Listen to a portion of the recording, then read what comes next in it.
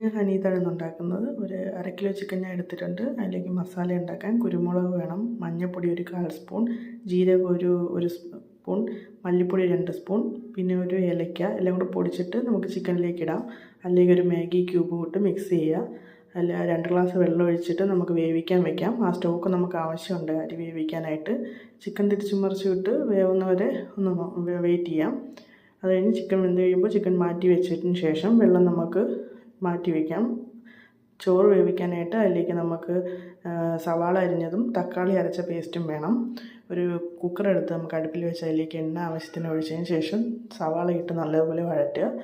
അതിലേക്ക് തക്കാളി പേസ്റ്റ് ഒഴിക്കുക.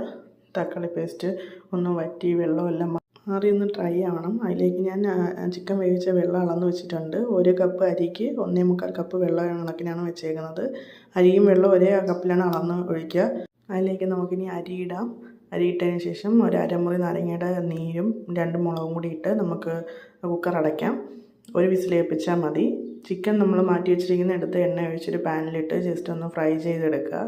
അതിനുശേഷം കുക്കർ ഒരു വിസിൽ കേട്ടതിന് ശേഷം നമുക്കത് തുറന്ന് നോക്കാം. അരിയെല്ലാം കറക്റ്റ് വെന്തിട്ടുണ്ട്. അതിൽ വെള്ളമെല്ലാം വറ്റിയിട്ടുണ്ട്. ഇപ്പം ഇത്രയേ ഉള്ളൂ. ഹനീത് റെഡി ആയിട്ടുണ്ട്. നല്ല ടേസ്റ്റാണ്. എല്ലാവരും ട്രൈ ചെയ്യുക.